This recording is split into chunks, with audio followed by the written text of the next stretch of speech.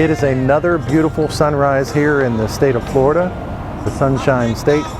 And I just come to you from outside this week because I want to share with you a tip that's kind of unique. And so I want to make this video just a little bit unique.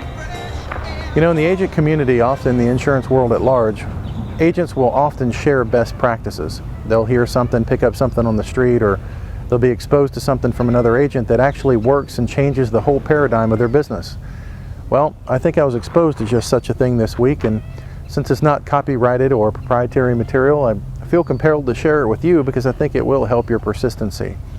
This was shared with me by a friend of mine, Gary, so I want to thank Gary for sharing it with me. And it kind of goes like this. After you're in the home and you've made the sale, you have a good relationship, a good rapport with somebody, before you leave, and I've made much to do about salting down the sale, and that is to put a final cap on your sale so that it's not likely to disappear or somebody cancel their policy when they change their mind or buyer's remorse sets in the next few days. Well, this new technique of doing just that is genius, I believe, so I want to share it with you today. So what Gary does is when he's about to leave, he'll take his handy-dandy clipboard within which he keeps all of his forms so as to not look like he's offensive by bringing in a huge briefcase, and he'll make some dramatic overture like, "Do you hear that? I hear something ringing. I think that's something in here. Oh my goodness. It's mail. You've got mail.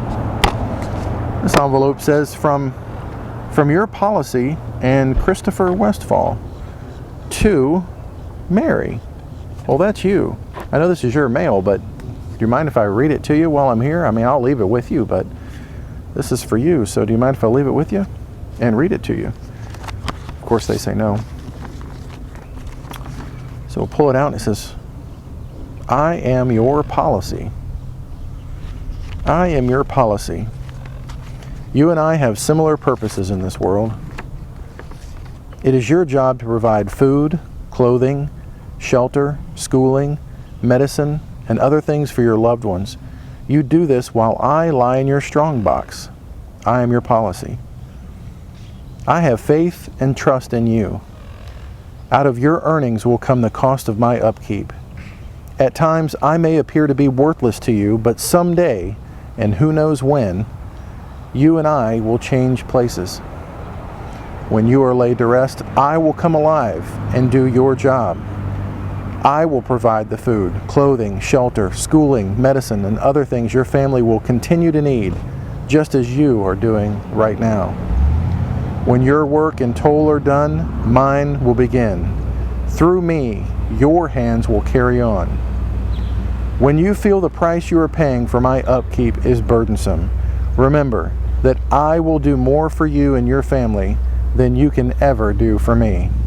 If you do your part, I will do mine. Sincerely, your policy."